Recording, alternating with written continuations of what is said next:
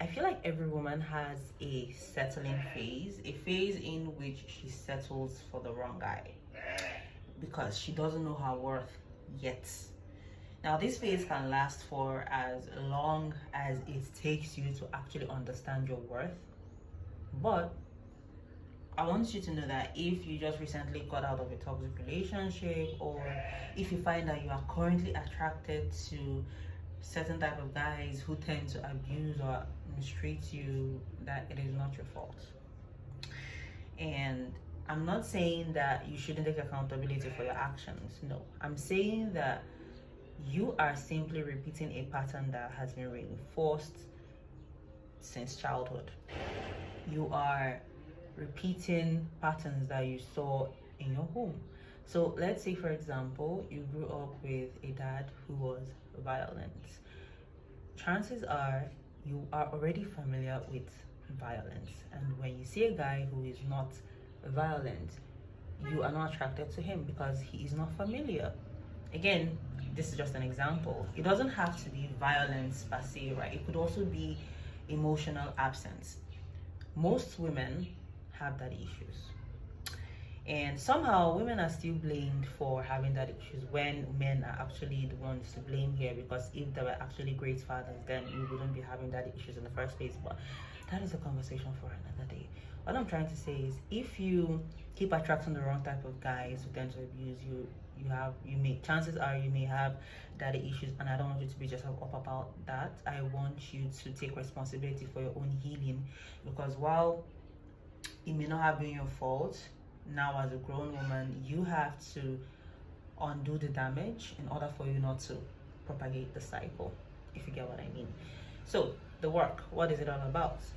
The first step is to acknowledge all of the things you wished your dad did for you as a child, as a little girl.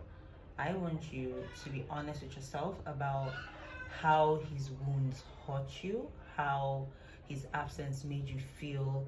I want you to be honest, and that is what journaling does for you.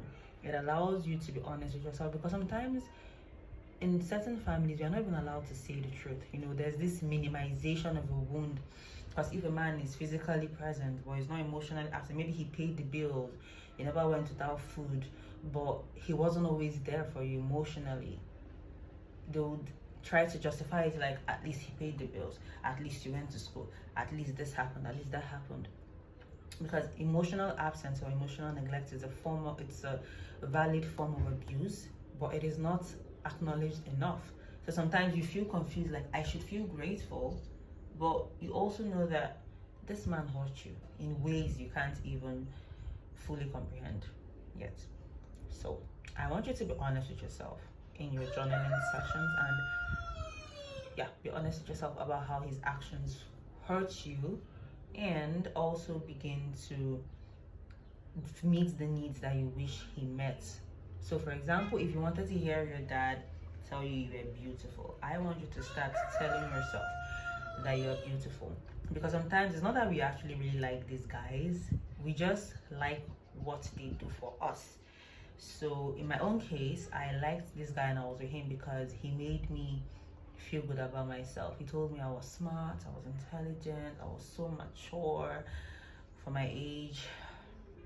Compliments that wouldn't even move me now, but back then it was what I needed to hear, and I hung on to his words for dear life. And that was what kept me in that relationship. So please take it easy on yourself, and just do these first 2 exercises. And if you want more videos like this, please subscribe, like, follow this account, and I will see you in my next video. Okay, bye.